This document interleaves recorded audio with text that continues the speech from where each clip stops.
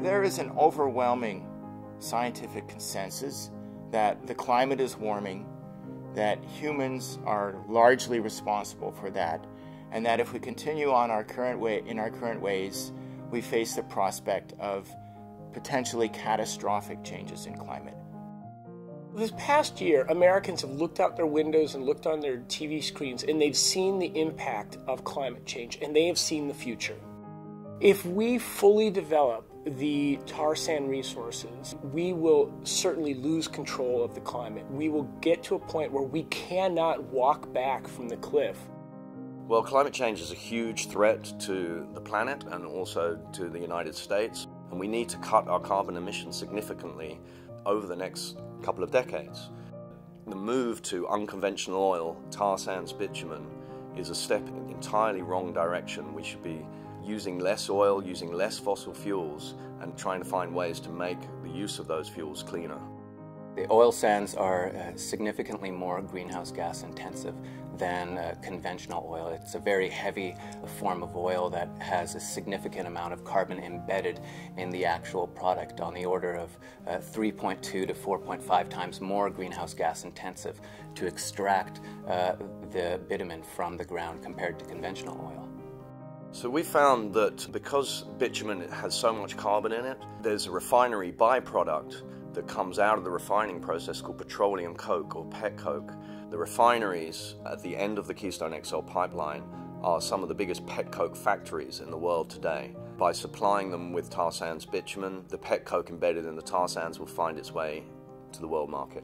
The bitumen that would come down the Keystone XL pipeline would supply enough pet coke to fuel 5 coal plants.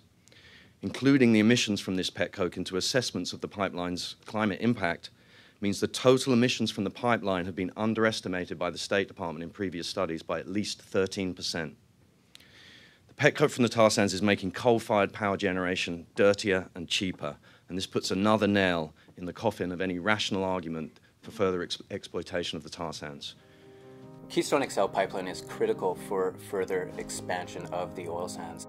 Major financial institutions in Canada have said that the lack of pipeline capacity is a rate-limiting step for the oil sands. But the fact of the matter is, the other pipelines to the west coast of Canada are facing significant public opposition, same with the ones to the east coast as well. If it's not built, it'll start to moderate the growth of the oil sands, and it'll send a clear signal to the financial community and to the oil sands community that they need to start to address the carbon emissions that come from the oil sands.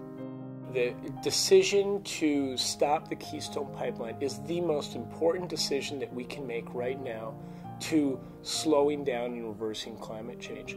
Right now, President Obama faces a critical choice.